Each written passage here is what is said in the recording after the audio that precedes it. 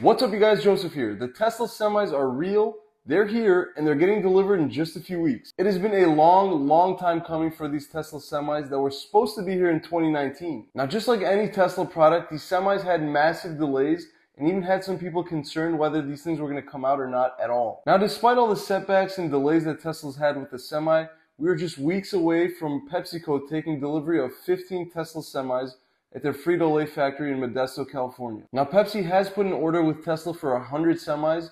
This is just an initial delivery that they're going to take of these 15 semis to the plant in California. Now, these Tesla semis play an important role in Pepsi's goal of making this Modesto plant zero emission. So unlike Teslas that are on the road right now, you can't charge a semi at a supercharger station, something like you'd find outside of a Meijer or a Costco or something like that.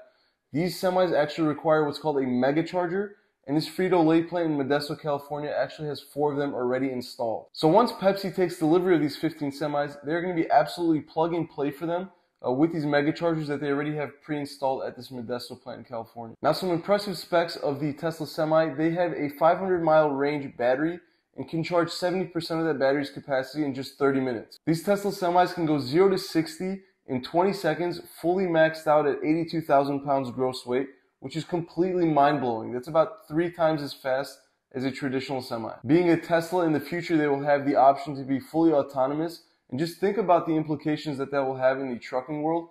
Imagine having a 500 or 1,000-mile road trip that you have to go on as a trucker. You get in, put in the address, and just hit autopilot, and you basically just sit there and manage the truck while it does all the work for you. That is, of course, until these things become fully autonomous, where Frito-Lay just says, hey, take these from Modesto, California to Ohio, boom, send, and the semi takes off and goes all the way to Ohio by itself.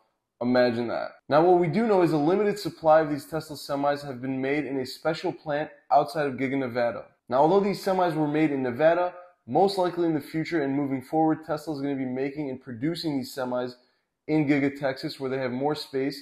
But that plant is currently being occupied by the ramp up of the Model Y, as well as production preparation for the Tesla Cybertruck, which your boy pre-ordered, so I can't wait for updates on that as well. Now, based on Tesla's calculations, it's 2.5 times cheaper to fully charge a Tesla semi as opposed to filling a traditional truck with diesel fuel.